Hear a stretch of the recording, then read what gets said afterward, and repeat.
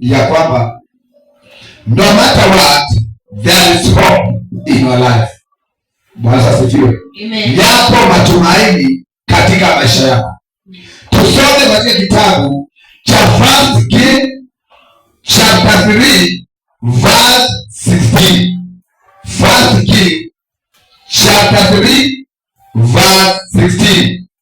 Maandiko yakasema kwamba siku moja wanawake wawili makahaba walikwenda kwa mfalme Solomoni. Mmoja wao akasema, bwana wangu, mimi na huyu mwenzangu tunakaa nyumba moja. Mimi nikifungua mtoto wakati huyu dada yumo nyumbani. Siku 3 baadaye huyu naye alifungua mtoto. Hapakuwa na mtu mwingine nyumbani ila sisi wawili tu. Halafu usiku mmoja mtoto wake alifariki kwa sababu alizalia. Kisha akampa usiku wa 8 akamchukua mwanangu kutoka kwangu, wakati mimi nipo usingizini, akamlaza kifuani pake. Bwana Yesu asifiwe. Tunapata kuona kwamba kuna makahaba wawili na waliweza kufanikiwa kuwa na watoto. Maandiko yanasema kwamba mmoja mtoto wake alifariki na huyu mwingine mtoto wake alikuwa hai. Huyu mtoto ambaye alifariki aliamuka akaenda akaiba mtoto wa yule mwenzake ambaye alikuwa hai, akamweka katika kifua chake, akachukua ile mtoto ambaye amekufa akapeana kwa yule mwingine. Bwana Yesu asifiwe. Maandiko yanasema kwamba wakaenda kwa mfalme, wakaanza kesi mahali pale. Yule mama akaanza kusema, huyu mtoto ni wa kwangu. Huyu mwingine asema, huyu mtoto ni wa kwangu. Bwana Yesu asifiwe. Amen. Maandiko yanasema kwamba Solomoni aliitisha upanga, ya kwamba upanga ukaweze kuletwa ili akatanishe wale watoto, yule mtoto vipande viwili. Huyu mmoja akasema kwamba Bwana, usimkate vipande viwili, mpatie huyu mama. Bwana asifiwe. Amen. Solomoni akasema, no, chukua huyu mtoto, patia huyu mama, ndiye mwenye mtoto. Bwana asifiwe. Amen. Na tunapata kuona kwamba yule mama mtoto wake anarejeshewa. Amen. Bwana asifiwe. Amen. Inamaanisha nini? Lipo tumaini katika maisha yako.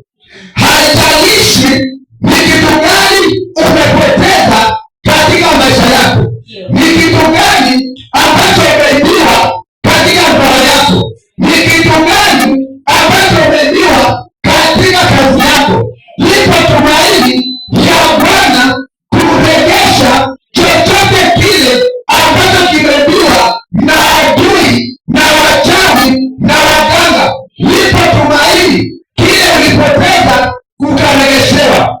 Bwana asifiwe. Huyu mama alipoteza mtoto wake, aliibiwa, lakini tunaona kwamba alikuwa amekufa moyo, lakini finally Mungu akamregeshea, akapata tumaini katika maisha yake. Kwa hivyo asubuhi ya leo pia nawe lipo tumaini katika maisha yako, ya kwamba kile ambacho umeibiwa kimechukuliwa. Lipo tumaini, Bwana atakuregeshea katika jina la Yesu.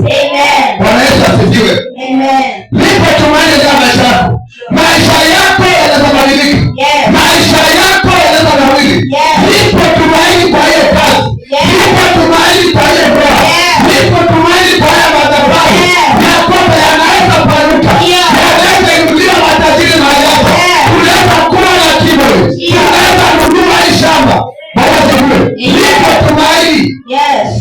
Don't stress yourself. Bwana asifiwe. Amen. Lipo tumaini, unaweza inuliwa na Mungu, unaweza barikiwa na Mungu. Lipo tumaini, unaweza endesha gari. Lipo tumaini, unaweza kununua shamba na ukajenga nyumba yako. Haleluya. Lipo tumaini, watoto wako wanaweza soma shule kwa pesa.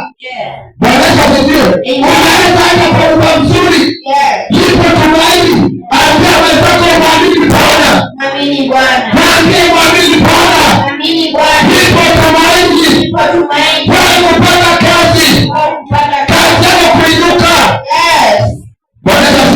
Amen.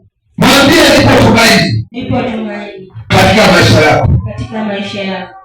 Yule mama akarejeshewa mtoto wake ambaye alikuwa amepotea, na yule mama furaha ikarudi, maana kile alipoteza alikipata, kile alinyang'anywa alikipata. Bwana Yesu asifiwe. Mungu akuondolee uchungu, akuletee furaha katika moyo wako, katika maisha yako, katika jina la Yesu. Kama alikuwa na uchungu, alikuwa na hasira, maana amepoteza, lakini wakati Bwana alimregeshea akapata tumaini, furaha ikarudi, amani ikarudi, ushindi ukarudi kwa jina la Yesu.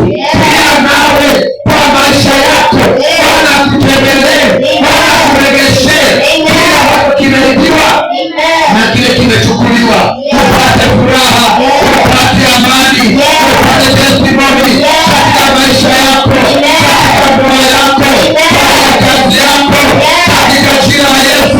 Patia Bwana makofi mazuri. Bwana Yesu asifiwe. In the book of Mark chapter 5, in the book of Mark chapter 5 kuanzia 25 tunapata kuona ujumbe mahali pale ya mwanamke mmoja ambaye alikuwa anatokwa na damu. In the book of Mark 5 kuanzia mstari wake wa 25. Mmoja wapo alikuwa mwanamke mwenye ugonjwa wa kutokwa damu kwa muda wa miaka 12. Bwana Yesu asifiwe. Amen. There is hope in my life.